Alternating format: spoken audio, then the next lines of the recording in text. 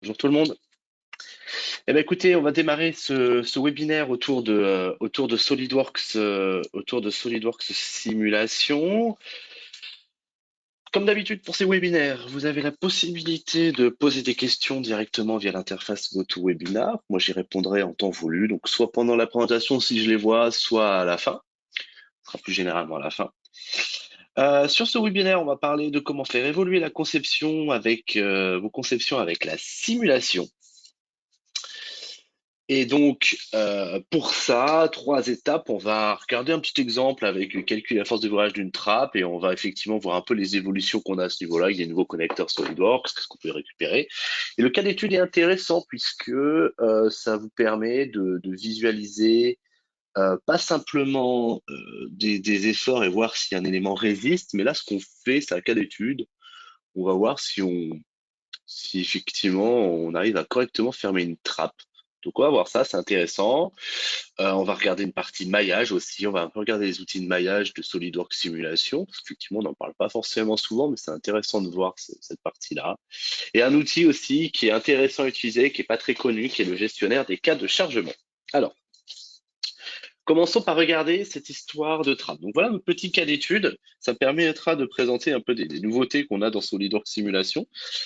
Donc l'idée c'est qu'effectivement là on a une trappe, une espèce d'écoutille et en faisant cette écoutille-là, l'idée c'est pour bien la fermer, on a besoin quand on tourne la pièce qu'on voit ici, qu'on applique au total une force de 500 newtons.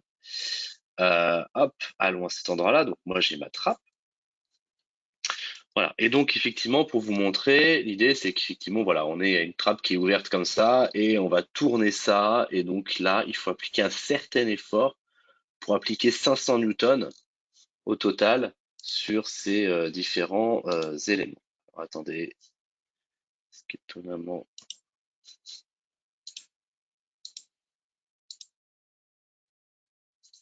Ok.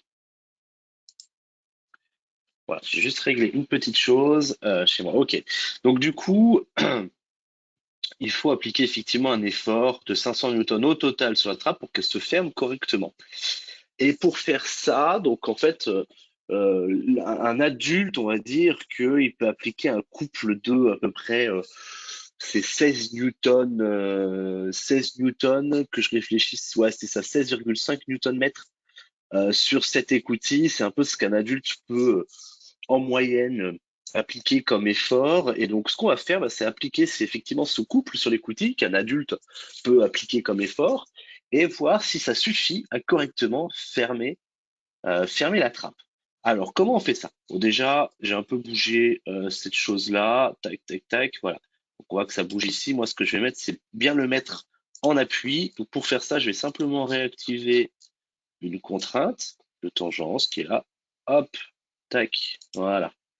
Et donc là, bah, on a bien réaccroché, correctement plaqué cet élément là-dessus avec une contrainte de tangence. C'est très bien.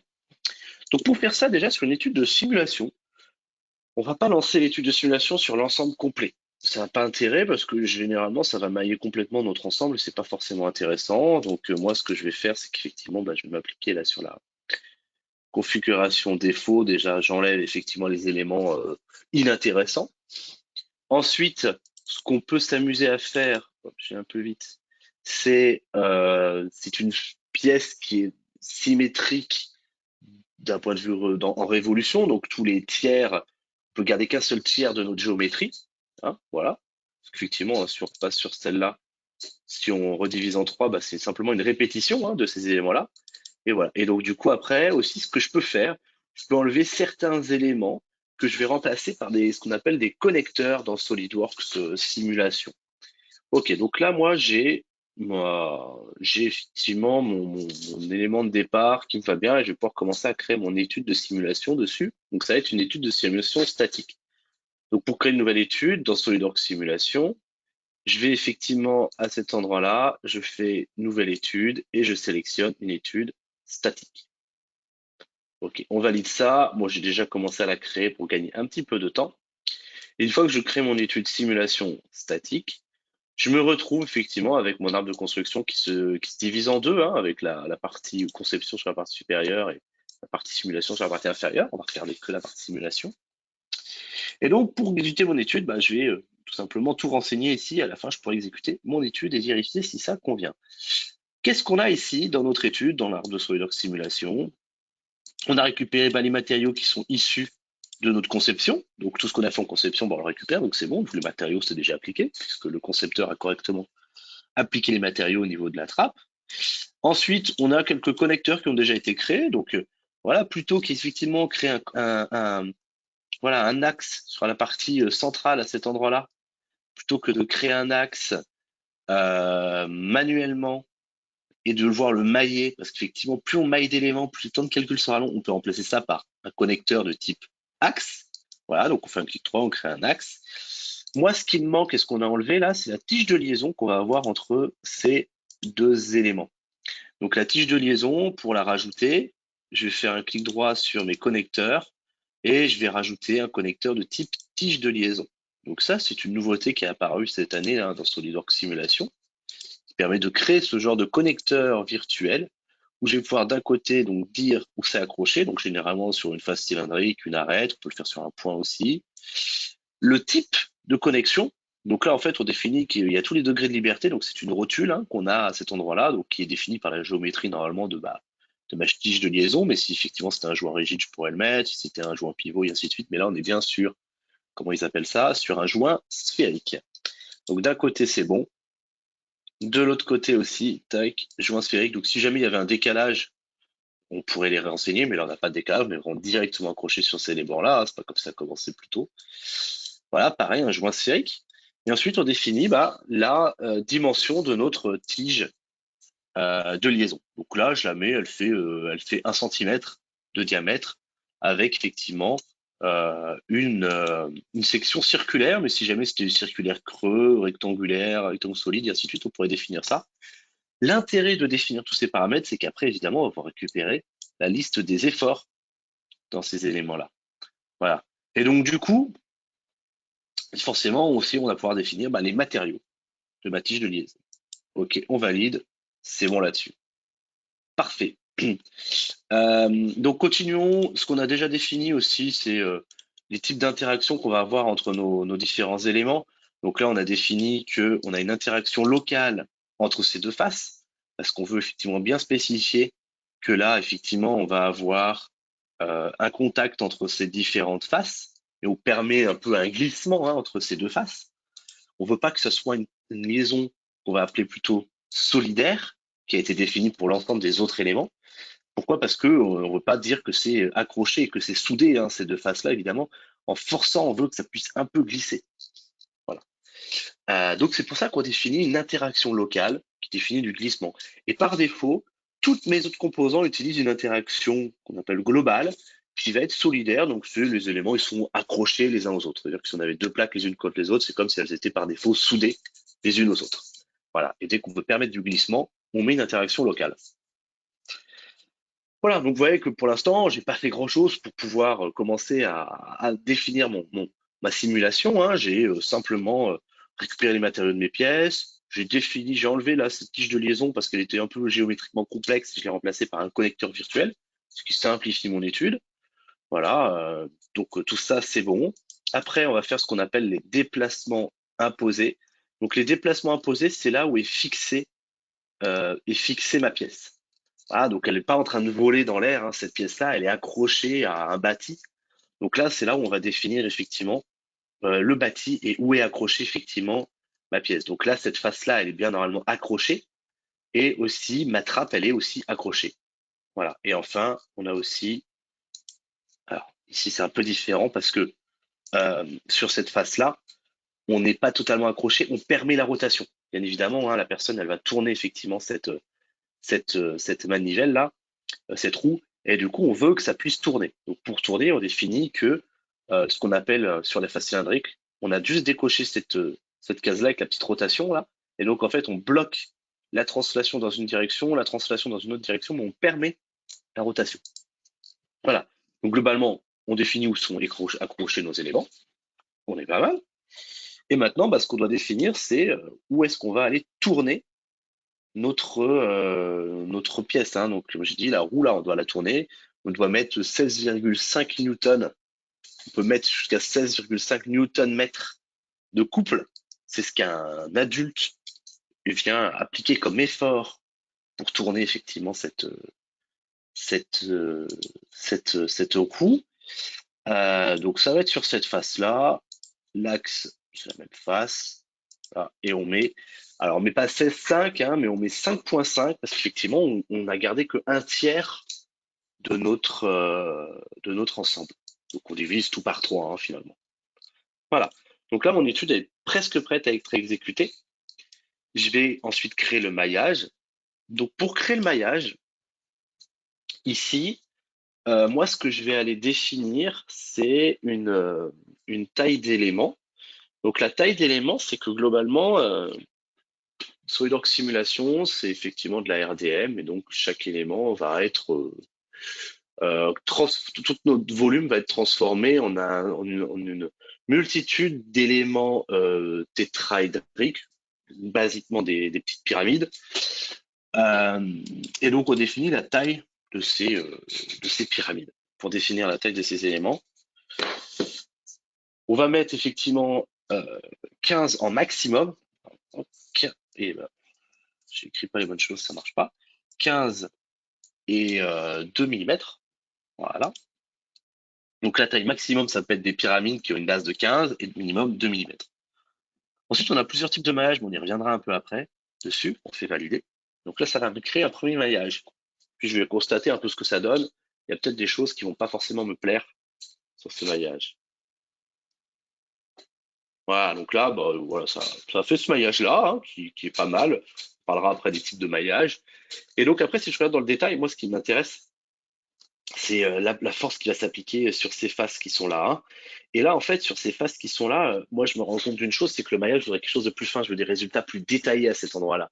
Et les résultats, on peut les avoir sur chaque pyramide, sur chaque nœud. Donc, si on a une grosse pyramide, hein, ou un gros triangle, globalement, ce qui va se passer, c'est que le résultat va pas du tout être fiable, parce qu'on n'aura pas une finesse de savoir exactement en un point qu'est-ce qui se passe. Donc là, on voit que les pyramides, les triangles sont beaucoup trop gros pour correctement avoir des résultats qui soient précis, hein.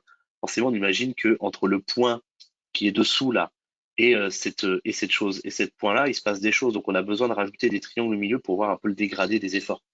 Bref, du coup, tout ça pour dire que ce que je vais rajouter ici, c'est ce qu'on appelle un contrôle de maillage. Le contrôle de maillage, ça permet de dire bah, que spécifiquement à cet endroit-là, donc sur ces deux faces, je vais mettre une taille d'élément qui est plus petit. Donc on va mettre 1,5 et 1,35 en minimum, ça sera très bien. On valide, ok. Il y en a un autre de maillage que je vais un peu arranger, par exemple, c'est tout le contour de ma trappe. J'ai pas besoin que ça soit maillé aussi finement. Donc je peux aller sélectionner bah, tout cet ensemble. Et pareil, je vais faire un contrôle de maillage. Et là, on va mettre quelque chose de très grossier, 20 mm, 18 mm. Voilà, on valide. Et là, on relance la création du maillage. Tac, c'est parti. Voilà, on le laisse un petit peu travailler et on va être bon à ce niveau-là.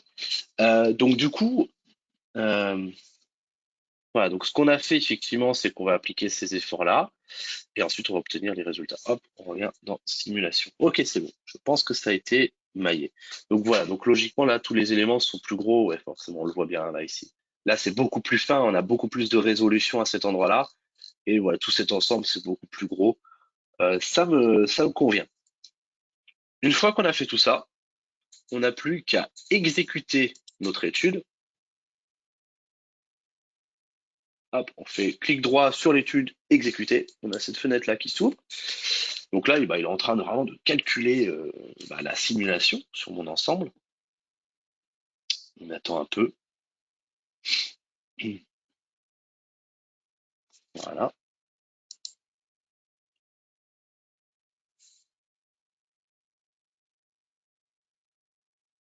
Alors, il y a déjà une première question, ça me permet d'y répondre. La première question, c'est est-ce que effectivement j'avais déjà préparé le modèle avec une ligne de séparation pour pouvoir effectivement effectuer le contrôle de maillage pile au bon endroit. Très bonne question, très bonne remarque. Oui, effectivement, c'est bien le cas. Dans la préparation du modèle, des fois, vous êtes mené à effectivement vous créer des faces, des zones de sélection réduites pour pouvoir effectivement appliquer, par exemple, ici, dans mon cas, un contrôle de maillage ou des choses comme ça, juste sur la face voulue. Voilà, alors je vous le remontrerai après, mais globalement, je vais essayer de voir si j'arrive à le mettre en surveillance. Hop, voilà, je l'ai un peu mis en surveillance en orange. C'est pas très clair, je vous le remontrerai un peu plus proprement en détail après.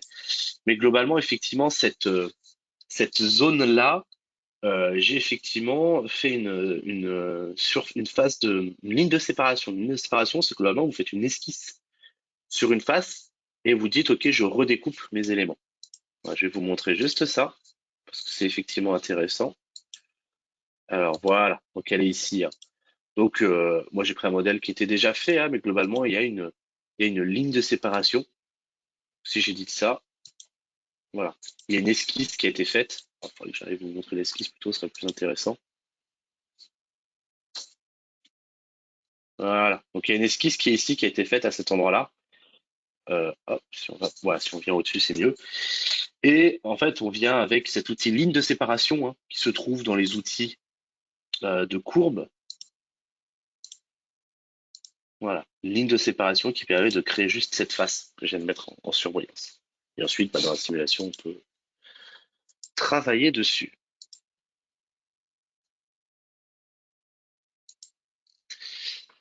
Ok, continuons.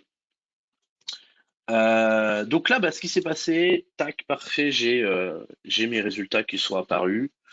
Comme je vous dis, sur cet exemple-là, c'est là où il est intéressant et sympathique parce qu'on va pas forcément s'intéresser à ce qu'on souhaite, ce qu'on imagine par défaut avec une étude de simulation. On ne veut pas forcément voir les études, les efforts sur la trappe ou les choses comme ça. On sait que ça résiste, c'est bien dimensionné. Enfin, c'est quelque chose, on n'a pas de doute là-dessus.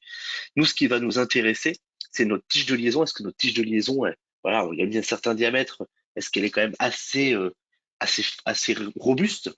Donc, pour faire ça, plutôt que regarder les résultats de contraintes comme ça classiques, nous, ce qu'on va regarder dans les résultats, je fais un clic droit sur résultats, c'est la liste des forces dans le connecteur. Et donc ça, moi, qu'est-ce que j'ai comme connecteur? On avait des axes qui avaient été créés. Ça, ils étaient déjà créés. Donc, on va plutôt regarder celui qu'on a créé ensemble. Voilà, c'est celui qui s'appelle tige de liaison à cet endroit-là. Voilà. Et dans cette tige de liaison, vous avez possibilité de récupérer tous les efforts. Donc, les forces de cisaillement, les forces axiales, les moments de flexion, le couple sur cette tige de liaison. Et donc là, forcément, quand vous allez acheter votre tige de liaison, hein, c'est peut-être un composant du commerce que vous achetez, vous ne le fabriquez pas, cet élément-là, et vous allez pouvoir regarder si effectivement ça résiste bien à ces efforts que vous récupérez dans cette tige de liaison. Voilà. Et donc, vous dimensionnez la tige de liaison que vous achetez pour qu'elle soit correctement dimensionnée et qu'elle supporte en tout cas ces efforts-là. Voilà, donc ça peut guider effectivement votre conception assez facilement. Ensuite, une autre chose qu'on va vouloir faire, on retourne ici en fait, je suis pas au bon endroit, force de contact. Force de contact, c'est la force qui s'applique au niveau du contact sur la face sélectionnée. Voilà. Et donc là, qu'est-ce qu'on peut voir? On peut voir qu'effectivement, on a une force résultante, donc c'est ça qui nous intéresse, parce que il y a dans les différentes directions, mais là, ça ne nous intéresse pas. Globalement, c'est tellement petit que on pourrait considérer que c'est du zéro et que c'est juste une force verticale suivant Y. Mais pour faire simple, on regarde la force de résultante et on s'aperçoit qu'on applique un effort ici de 162 newtons sur un des points d'accroche, hein. Et donc, ce qui se passe, donc là, c'est ce qu'on a vu, c'est qu'effectivement, on a 161 newtons. On est sur un tiers de notre simulation. Et donc, si on fait x3, hein, comme on a travaillé que sur un tiers de notre modèle, il faut faire x3 pour avoir le résultat complet, hein, qui s'applique trois fois donc sur les trois montants, trois éléments. On arrive à 483 newtons. Et moi, effectivement, je vous ai dit qu'on avait besoin de force de fermer à 500 newtons. Donc là, on n'est pas bon. On s'aperçoit que notre géométrie ne convient pas. Donc nous, ce qu'on va faire, c'est qu'on va aller faire quelques modifications. L'élément là de connexion ici, voilà, on va afficher, on va faire un couple plus élevé, tout simplement en modifiant la géométrie, en mettant effectivement un décalage de 35 mm et plus de 25 mm. Donc voilà, donc imaginons que je sois concepteur. Ce que je vais faire, c'est que ici, je vais sélectionner cette pièce-là. Normalement, je l'ouvre, je modifie peut-être ça, je mets 35 mm, je modifie la géométrie. Nous, on a déjà fait une configuration pour gagner du temps. Je la mets en configuration 35 mm. Tac. Alors, on va cacher les résultats parce qu'effectivement, du coup, c'est pas très beau. Hop, voilà. Donc, effectivement, on a changé la géométrie. Maintenant, on a cette forme-là à 35 mm. Moi, mon étude de simulation, hein, j'ai rien à remodifier. Hein. J'ai juste modifié ma géométrie, mais globalement, toutes mes données d'entrée sont bonnes. Hein. C'est juste que je vais devoir remailler et réexécuter l'étude. Donc là, c'est ce qu'on fait. On fait réexécuter. Donc, il refait le maillage. Il va réexécuter l'étude et on va voir effectivement les résultats, les nouveaux résultats à ce niveau-là. Et voir si cette fois-ci, bah, ça permet de dépasser les 500 newtons en appliquant le même couple sur la roue de ma trappe. De ma trappe. Voilà, donc on attend un peu le temps que ça fasse les calculs. Voilà. On peut faire plus, comme ça vous voyez un peu plus où est-ce qu'il en est. Vous avez pas mal d'informations supplémentaires si vous le souhaitez à ce niveau-là. Voilà, là-dessus. Donc comme vous pouvez voir là, lancer, exécuter une étude de simulation hein, sur un petit modèle comme ça, ce qui est intéressant, c'est que ça se fait assez vite et ça peut vraiment bah, piloter la conception euh, pour effectivement bien voir si bah, la conception que vous avez fait elle correspond aux besoins initial là qui est de fermer la trappe correctement parce que ça c'est des choses qui sont effectivement pas forcément simples à évaluer. Est-ce que en tournant la roue, est-ce que bah, notre élément va correctement se fermer euh, avec un effort moindre, difficilement à dire, difficile à dire sans une petite étude de simulation qui vient faire tous ces calculs à notre place. Voilà.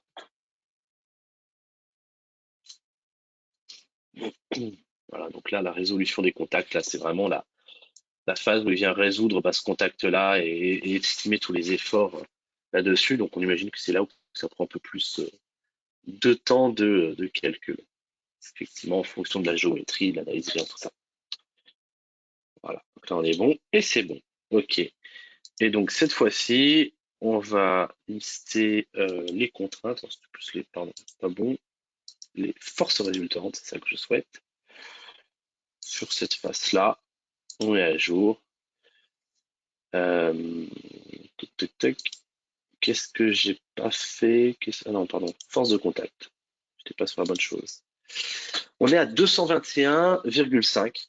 Donc 221,5, si on fait bah, x6, hein, on est à 660 newtons, donc c'est bon. Vous voyez qu'une petite modification de géométrie, ça fait un gros impact et c'est beaucoup plus simple à fermer. C'est bon, vu que c'est une trappe pour un petit sous-marin, les gens ont moins de risques de se noyer dedans. Super. Voilà. Donc ensuite, petit souci, c'est pas grave. On va effectivement regarder une deuxième partie sur le maillage. Voilà, on va un peu en parler parce qu'aussi il y a des choses qui évoluent pas mal sur le maillage qui sont intéressantes. Donc on va se faire un deuxième exemple, celui-ci. Voilà, petit exemple. Donc, ok. Donc là, bon, j'ai une pièce. Enfin, la partie simulation nous intéresse moins. Moi, je veux juste me concentrer un peu sur la partie maillage, sur cet exemple-là. C'est un petit exemple que j'ai trouvé où j'arrive un peu à présenter ce que je souhaite parce qu'il y a des choses intéressantes. Voilà. Donc, quand vous allez créer le maillage dans SolidWorks Simulation, une chose qui est vraiment intéressante, c'est que c'est un mailleur automatique. Hein. L'idée de SolidWorks Simulation, c'est un outil qui doit vous permettre de rapidement exécuter une étude de simulation pour vous aider à concevoir vos produits qui soient bien dimensionnés et voilà et faire un peu du prédimensionnement, ce genre de choses. C'est vraiment orienté un outil qui va vous aider dans la conception. Hein. Donc l'idée, c'est qu'on ne veut pas non plus perdre trop de temps à définir beaucoup de détails sur le maillage, sur le type de maillage. L'idée, c'est que ça aille assez vite pour créer ces maillages et exécuter l'étude. Donc comment on fait ça dans SolidWorks Simulation? Donc quand vous faites créer le maillage, vous avez effectivement vous avez plusieurs choses. Vous avez définition, qualité de maillage. Donc déjà, vous avez deux types de qualité de maillage. Une qualité de maillage haute, une qualité de maillage basse, globalement, qu'ils appellent moyenne généralement. Voilà, je vous laisser les éléments qui sont en qualité de maillage haute et ceux qui sont pas en qualité de maillage haute. La différence, c'est qu'effectivement, vous allez avoir quand c'est en maillage moyen comme ça, donc là, il y a une petite faute d'orthographe, je pense, c'est pas dépouille, hein, c'est moyen. Vous avez des résultats qui sont moins bons, mais en tout cas, le temps de calcul est beaucoup plus rapide. Donc, sur des pièces qui sont de ces éléments-là, ça va pas nous intéresser, hein, effectivement, de faire un maillage très élevé. Donc, même moi, sur cette étude, honnêtement, j'aurais enlevé ces éléments-là qui sont pas nécessaires et j'aurais remplacé ça par des connecteurs. Mais c'est pas grave, c'est pour l'exemple. Voilà, donc là, vous pouvez définir effectivement les éléments que vous allez vraiment vouloir visualiser des résultats précis, vous les mettez en qualité haute, et les autres, vous les mettez en qualité moyenne pour optimiser le temps de calcul. Ensuite, une fois que vous avez fait ça, dans vos paramètres de maillage, c'est une petite réglette ici qui vous permet de définir la taille des éléments. Mais vous avez surtout sur la partie gauche les paramètres de maillage. Vous avez trois types de solvers, enfin de mailleurs automatiques qui sont disponibles avec les tailles d'éléments associés. Moi, c'est pas très clair généralement ces choses-là, donc moi c'est pour ça que je voulais un petit peu en parler. Donc vous avez à partir de SolidWorks 2022, ça sera le type de maillage par défaut. En tout cas, la création de maillage par défaut, ça sera un maillage raccordé basé sur la courbure. C'est généralement le plus performant et celui qui convient au plus de cas. Euh, et ensuite, vous avez un autre qui s'appelle maillage basé sur la courbure, qui est à peu près équivalent. On pourra montrer les choses. En fait, vous avez le maillage basé sur la courbure et son évolution, c'est le maillage raccordé basé sur la courbure. Et vous avez l'autre type de maillage, on va dire, qui est principalement le maillage standard. Dans quel cas on va appliquer l'un ou l'autre? Très généralement, si vous faites de la pièce, il y a des formes un peu cylindriques, comme ici, hein, on a beaucoup de formes avec des perçages, des choses comme ça. Vous voulez le maillage raccordé basé sur la courbure. Dès que c'est des pièces très prismatiques, très rectangulaires, le maillage standard convient assez bien. Donc moi, je vais vous faire l'exemple, hein. Donc le maillage a déjà été fait sur celui-ci. Je vais vous montrer le maillage. Tac, montrer. Voilà. Alors, qu'est-ce qu'on voit ici sur notre maillage? Pour les maillages basés, raccordés sur la courbure, on voit qu'il est assez évolutif. Que le maillage, effectivement, on le voit bien par exemple là-dessus, il va bien se densifier quand on arrive sur les éléments courbes, parce que c'est là où effectivement on va avoir besoin d'un maillage un peu plus fin. Et sur les éléments qui sont à ces endroits-là, on a des maillages qui sont effectivement plus grossiers parce qu'effectivement on est sur des éléments sur la longueur. Ok. On voit la différence entre le maillage haute précision et le maillage qui est de basse qualité, de haute qualité et de basse qualité. Maillage haute qualité, si je prends l'exemple ici, vous voyez que le triangle ici, il y a un point supplémentaire au milieu et on voit qu'effectivement, finalement, il suit mieux la courbure. Le maillage qui est celui-ci, le maillage de moyenne qualité, on voit que c'est des triangles qui sont vraiment tout droits, ultra carrés, on va dire. Donc voilà, vous voyez déjà graphiquement des différences en termes de qualité, c'est assez flagrant et forcément, bah là, on a plus de points de calcul sur ce maillage haute qualité. Donc voilà. Donc ensuite, donc on a obtenu ça. Moi, ce maillage-là que j'ai fait, concrètement, je peux essayer de me demander s'il est suffisamment bien maillé.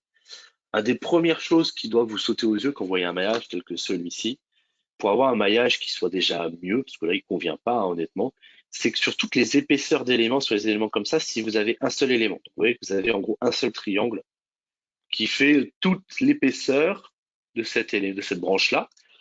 Ça, c'est pas correct, hein, donc l'étude va s'exécuter, mais les résultats vont pas être très fiables. C'est pas correct. Donc là, effectivement, vous devez faire en sorte d'avoir plusieurs éléments dans l'épaisseur de de vos structures. Donc pour faire ça, hein, on va aller remailler après. Ensuite, vous avez autre chose, vous avez un outil qui s'appelle le diagnostic de qualité de maillage. Donc ça, c'est intéressant aussi, parce qu'effectivement, en fonction de la taille, des fois, vous avez le bon nombre d'éléments dans l'épaisseur, sauf que vous avez des triangles qui sont très étirés, des choses comme ça, c'est pas forcément évident de les identifier. Alors moi, sur cet exemple, en réalité, j'en ai pas beaucoup, ça se passe plutôt bien. J'ai pas trouvé d'exemple où on en trouvait vraiment beaucoup, mais c'est pas grave. Moi, ça permet d'illustrer l'exemple. Et donc là, il vous met en surbrillance tous les éléments qui ne sont pas de bonne qualité. Voilà. Donc là, bah, on peut voir qu'il y a certains éléments où les triangles sont trop étirés et potentiellement, si vous cherchez à avoir des résultats fiables dans ces zones-là, et ben là, globalement, vous avez des choses qui vont pas. Donc ça peut être aussi de créer un contrôle de maillage dans cette zone-là, comme on l'a fait tout à l'heure, pour avoir effectivement un maillage plus fin et avoir des triangles moins étirés. Voilà. Donc là, par exemple, on va relancer le maillage de cet ensemble-là. on va dans les paramètres de maillage. Alors, une des techniques hein, assez simple, je vais enlever la transparence parce qu'on voit rien, caché. Ok. Une des techniques assez simples, vous prenez l'outil mesure, vous regardez, hein, je suis sur une pièce en pouces, hein, je suis désolé, mais voilà, ça fait 0,25 pouces l'épaisseur. Donc globalement, quand vous allez effectivement faire votre maillage, tac, paramètres de maillage, là vous voyez qu'au minimum, voilà, on est à des éléments qui font à peu près 0,5 pouces, c'est pas fou. Donc vous voudrez peut-être un 0,1 pouce. Voilà, d'un pouce, donc ça fait des choses qui ont l'air d'être assez petits. Valider ça.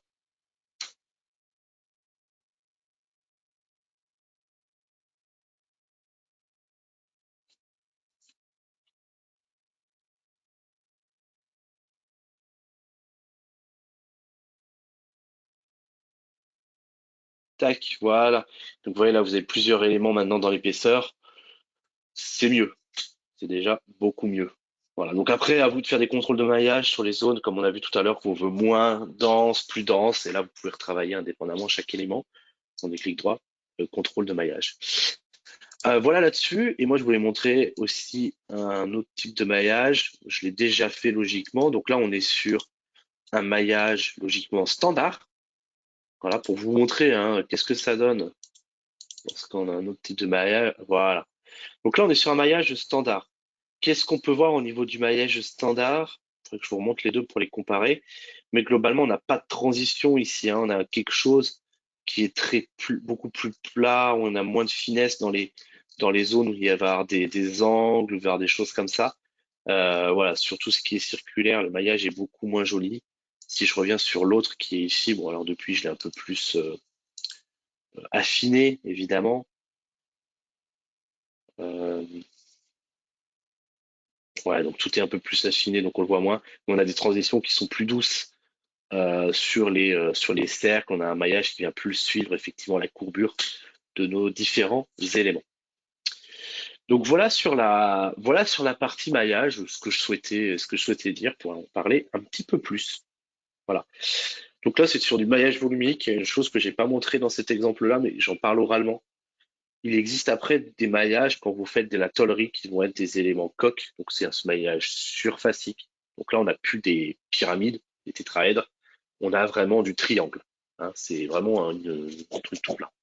Et dès qu'on a des poutres, qu'on utilise la construction soudée, on a du maillage indé qui est finalement un élément poutre dans une seule direction. Quand vous utilisez les modules construction soudée ou les modules tôlerie, ça transforme automatiquement le maillage dans ces types de maillages qui sont effectivement beaucoup plus rapides à l'exécution. Voilà là-dessus, sur cette petit exemple à ce niveau-là. Ok. Alors, petite question avant de passer sur l'autre cas juste après. Première question. Est-ce que les résultats de simulation peuvent être exportés? Donc sur simulation, vous pouvez effectivement exporter les résultats. Hop, si j'arrive à retourner sur SolidWorks. Quand vous avez des résultats, alors là, j'ai pas forcément des résultats là-dessus. Tac, on va mettre ça ici. Hop, on va retourner sur cet exemple-là. Ok. Donc les résultats, pour les exporter, vous pouvez faire un clic droit, vous pouvez donc enregistrer les résultats en termes d'image, des choses comme ça. Mais vous pouvez aussi les exporter. Alors le temps que je retrouve où ça se situe.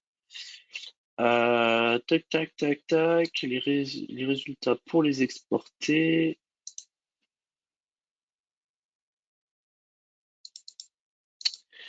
Vous pouvez le faire, hein. Donc, vous pouvez le faire. Je retrouve peut-être pas où est-ce que ça se situe. Ah voilà, fallait que je charge les résultats. C'était simplement pour ça. Vous pouvez faire enregistrer sous et vous pouvez les enregistrer. Alors, non, c'est pas ça. C'est pas ça. Il y a une autre façon de faire. Il y a une autre façon de faire. Ah, il faudrait que je retrouve. Vous pouvez les exporter en différents formats si vous voulez les utiliser dans d'autres logiciels par la suite. Où est-ce que ça exporté? C'est peut-être celui-ci. Ouais, ok, bon, c'est parce que j'ai des connecteurs. Bon. Mais globalement, vous pouvez effectivement exporter en .go, en .ns, en .date, enfin voilà. Ça, c'est des, en .txt, c'est des formats qui sont ensuite récupérables. Potentiellement, vous pouvez faire des imports si vous voulez le faire dans d'autres logiciels. Voilà, et pour le résultat visuel, hein, vraiment si vous voulez faire un rapport de simulation, vous pouvez exporter ça en e-drawing avec la visualisation des résultats. Donc pour les voir en dehors de SolidWorks, avec un viewer, vous pouvez exporter ça aussi dans un rapport Word, vous allez faire des captures d'écran et vous exportez tous les résultats. Donc, voilà. Et après, bah, tous les résultats, vous pouvez les exporter en Excel, en TXT, ce genre de choses. Donc voilà pour cette première question. Est-ce qu'on peut comparer les deux études? Oui, vous pouvez le faire. Vous avez effectivement un outil comparé. Je vais vous le montrer après. Voilà. Et effectivement, petite remarque sur les traductions, des fois qui sont toujours aussi approximatives, je suis bien d'accord, des fois on se retrouve avec des petites coquilles comme ça, et bah, moi je viens d'installer à 2022 SP0, alors quand vous êtes sur la SP0, généralement vous avez des traductions qui réapparaissent, qui sont un peu, parce qu'ils changent quelques petites choses, quelques menus, et des fois les traductions, elles sautent un peu, et vous avez des traductions un peu hasardeuses des fois. Et ça, bah, ça, nous, quand on les voit, on les remonte et du coup, à Dassault Systèmes, généralement, c'est corrigé dans les services packs suivants. C'est problématique de traduction, mais ça arrive qu'il y en ait qui restent et qui sont pas forcément toujours mis à jour. Ok. Et donc, moi, j'arrive sur un dernier petit point dont je voulais hop là, parler. Je vais y arriver, décidément. Le gestionnaire de carte de chargement. Alors, moi, j'ai vraiment choisi sur ces présentations de montrer des petits outils un peu qui changent qui changent un peu. Je vais sur mon étude statique. Très bien. Voilà. Et vous avez un outil quand vous faites un clic droit sur une étude qui s'appelle gestionnaire de cas de chargement. Alors moi je l'ai déjà un peu chargé. Quand vous cliquez là-dessus, vous arrivez dans cette interface-là, ici. Voilà. Et donc là, qu'est-ce que vous retrouvez? Vous retrouvez un tableau qui vous permet hop, de créer des cas de chargement. Vous faites un petit plus. Vous pouvez choisir de activer, désactiver des options. Donc par exemple les géométries fixes, des choses comme ça, vous pouvez les désactiver si jamais vous le souhaitez. Pour essayer plusieurs cas d'études. Hein, voilà, là c'est fixé, là c'est pas fixé, ce genre de choses. Vous pouvez faire varier bah, les efforts. Donc là, bah, j'ai des couples. Voilà, je les fais varier. Je mets la valeur que je souhaite à cet endroit-là. Hein, voilà, très bien. On peut désactiver des éléments, des efforts. On peut s'amuser à faire différentes choses. Ensuite, vous pouvez aussi faire des combinaisons de cas de chargement. Hein, voilà, donc je vais rajouter une combinaison qui va être le cas de chargement 1 plus le cas de chargement 5, par exemple.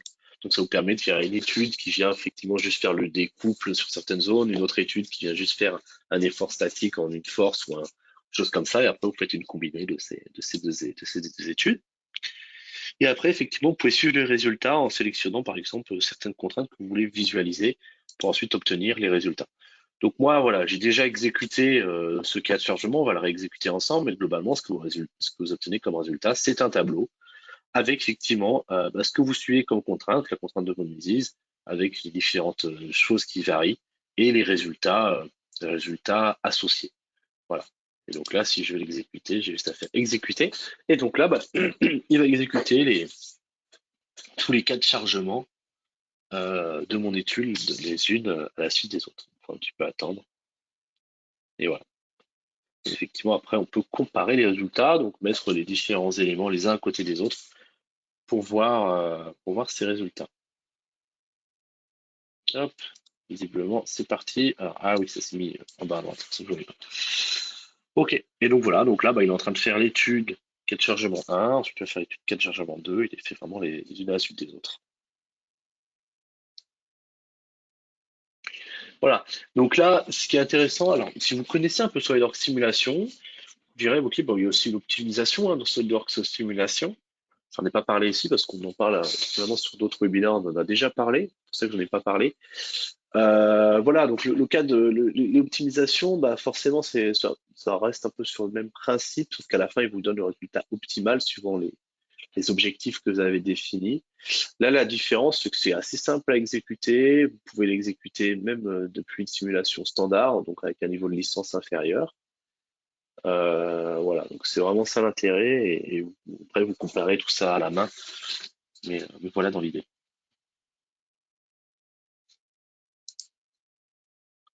Alors, on va voir s'il y a d'autres questions en attendant.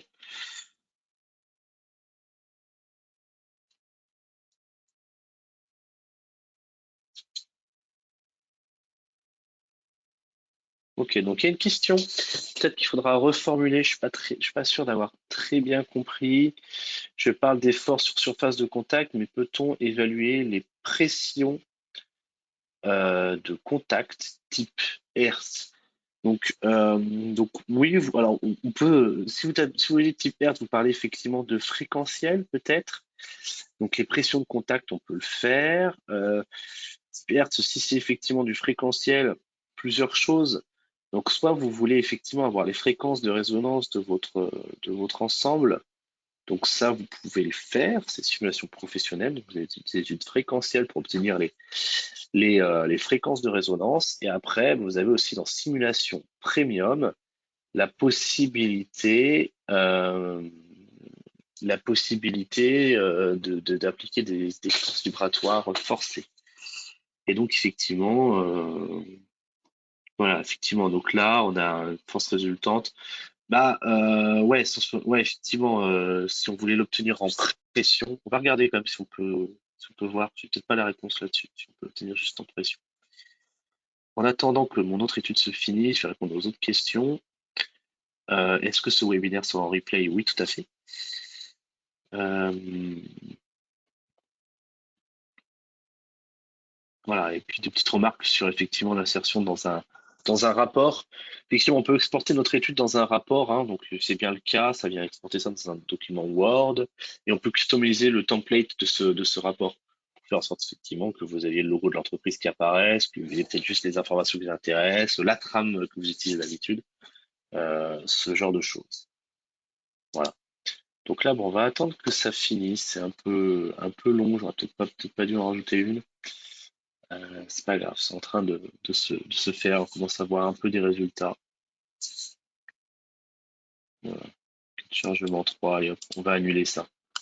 Tac. Ok. Donc ça finisse de charger.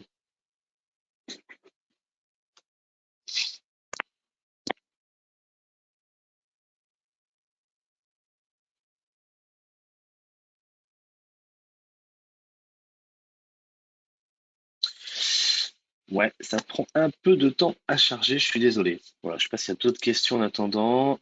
Si, il y en a une autre. Euh,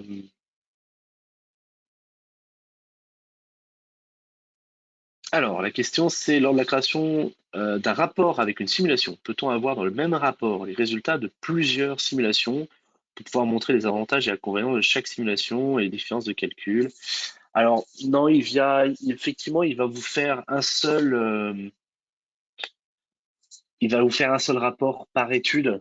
Donc après, ça sera à vous de les combiner en un seul rapport. Malheureusement, on ne peut pas tout de suite mettre la comparaison d'études dans ce rapport. Ensuite, une question, peut-on simuler la flexion d'une pièce sous pression entre deux doigts humains? Euh, En fait, la caractérisation du doigt humain, c'est ça qui est compliqué. Après, de faire effectivement le simulation d'une flexion d'une pièce sous pression, ça, il n'y a pas de souci. Évidemment qu'on peut le faire. Entre deux doigts humains, voilà, faut juste caractériser le doigt humain. Après, bon, globalement, il n'y a pas de raison. On vient simplement faire des lignes de séparation sur les zones de contact des doigts humains et on vient appliquer la pression qu'une personne peut effectuer. Alors après, je sais pas la pression que peut effectuer une personne avec ses doigts, c'est juste ça à déterminer, mais c'est tout à fait possible. En théorie, c'est tout à fait possible. Ouais. Exactement. Ah, il est toujours occupé. Hop, je pense qu'il est en train de finir de calculer l'étude. Évidemment. Allez. Ok, voilà, bon. J'ai pas tout fait, mais c'est pas grave. J'ai les trois cas de chargement. Voilà, donc après, vous pouvez cliquer dessus pour passer de l'un à l'autre sans trop de soucis et évaluer les différents résultats. Voilà, et ensuite, bah, ce que vous pouvez faire effectivement, c'est d'aller faire un clic droit. Donc, on va montrer ça.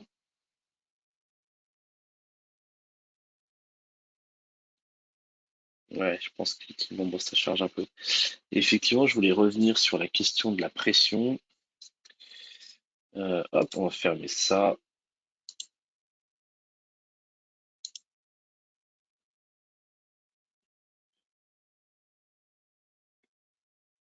tac. Et voilà, donc ce qu'on sait ressortir comme résultat, on parlait pression tout à l'heure, donc résultat, effectivement la pression, je sais pas, parce que non, on est que sur de la force, hein. Je pense qu'effectivement, il va falloir le multiplier par la surface. Ouais, on a que la force, à part la pression. Je regarde, hein. J'ai pas forcément la réponse comme ça. Non. Visiblement, par rapport à votre question, pas directement avoir la pression. Faut le calculer faut sans doute faire un calcul où on vient effectivement mesurer par rapport à cette surface-là. Faut faire le calcul nous-mêmes, quoi.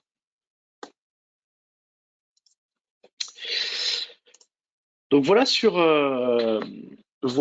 ma présentation. Maintenant, bah écoutez, s'il y a des questions, je vous en prie, n'hésitez pas. Alors, est-ce que le cas de chargement peut prendre en compte les configurations comme dans la première simulation? Non, effectivement, là par contre, c'est vraiment sur une seule simulation. C'est sur une seule simulation, sinon le plus facile, quand vous voulez faire effectivement plusieurs configurations, c'est à cet endroit-là, vous pouvez copier l'étude, ça reprend toutes les mêmes choses de l'étude, et en fait là, vous choisissez la configuration sur laquelle vous souhaitez dupliquer cette étude. Et donc là, vous faites plusieurs études de simulation sur différentes configurations. C'est effectivement pas tout à fait le même principe, mais c'est vrai que ça pourrait être une demande d'amélioration qu'on pourrait faire à SolidWorks, de rajouter la possibilité de piloter une configuration au travers de ce cas de chargement. Ensuite, il y a une question sur les résultats. Est-ce qu'on peut obtenir effectivement des vidéos, non, c'est pas ça que je voulais faire, des vidéos sur les animations, les choses comme ça. Donc oui, en fait, si jamais, alors que je retrouve encore une fois comment faire. Alors après, bon, les animations de simulation, on va le faire. Hop, animer. Voilà, hein, vous pouvez lancer l'animation. Voilà, bon là ici dans mon cas, je vais le mettre un peu plus lent parce que sinon on va rien voir. Ça ressemble à ça. Quoi, les efforts qui grandissent et tout. Donc s'il y avait une déformée, ça permettrait d'un peu me voir la déformée. Et puis là, vous pouvez faire enregistrer au format AVI et vous enregistrez ça.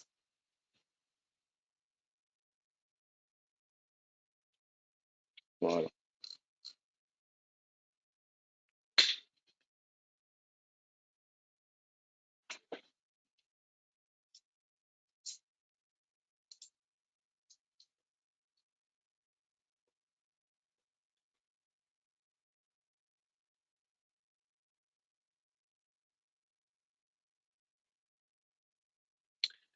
Ok, et ben écoutez, il n'y a pas l'air d'avoir plus de questions.